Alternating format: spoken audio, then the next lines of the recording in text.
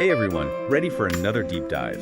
Today we're taking a closer look at the world of biases. We'll be unpacking some eye-opening insights from The Digital Parent by Dr. Sivani Saravanamuttu. Oh, and we've got some intriguing articles and a documentary lined up too. Should make for a really interesting exploration. It's gonna be fascinating, especially with AI being such a hot topic these days. Understanding biases is becoming more important than ever. Like, did you know there's an entire codex of cognitive biases? It's mind-blowing. Yeah, it's like, whoa, all these ways our brains can play tricks on us. We'll definitely have to break some of those down. Okay, so before we get too far ahead, the source material mentions Project Plain Talk and problem-based learning. Can you give us the quick rundown on those? Sure. So think of Project Plain Talk as like simplifying complex issues, making them easier to grasp. Got it. And problem-based learning uses real-world scenarios to illustrate those ideas. It's a pretty cool approach. So, kind of like using a nutrition label to learn about healthy eating. Exactly. You're tackling a real-world problem while learning at the same time. Okay, I'm with you. So let's dive into the core concept here. What exactly is a bias? Well, it's basically a tendency or inclination we have towards something. It's like our brain's way of taking shortcuts. Okay. But here's the thing. Biases aren't always a bad thing. Wait, hold on. Positive biases. I always thought biases were all about like unfair judgments and stuff. Well, consider this. Let's say you always reach for the salad instead of the burger. Uh-huh. That could be seen as a positive bias toward healthy food, right? Oh, I never thought of it that way. It's like a built-in preference for good choices. Yeah, exactly. It's about recognizing patterns and making quick judgments, which can be super helpful. But of course, biases can also lead to harmful outcomes when they're based on stereotypes, especially regarding things like race or gender. Right, right. That's when things get kind of tricky. So understanding biases isn't just for psychology experts. It's about creating a more just world for everyone. Absolutely. And it becomes even more crucial when you think about the role of AI in our lives. You're talking about algorithms, right? The ones that seem to be running everything these days. Bingo. Imagine you're designing an algorithm to screen job applicants.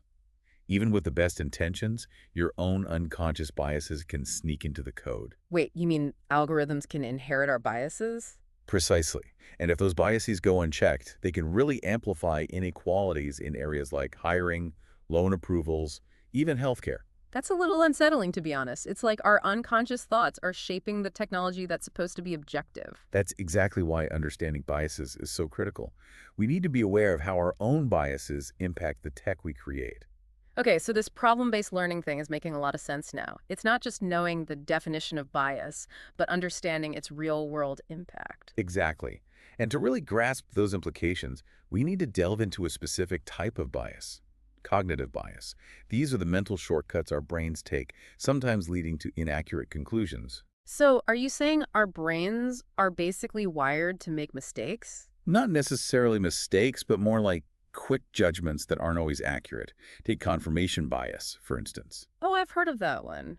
Isn't that when you only see what you want to see? Right. It's that tendency to favor information that supports your existing beliefs while ignoring evidence that challenges them. Like that friend who shares news articles that only back up their already strong opinions. Exactly. Or imagine you're researching a health condition online. You might gravitate towards websites that validate your worries, even if the information isn't totally accurate. It's like our brains are playing tricks on us, leading us down these rabbit holes of information. Right. And there are a bunch of other cognitive biases that work in similar ways. We have unconscious bias, which are those ingrained preferences we might not even be aware of.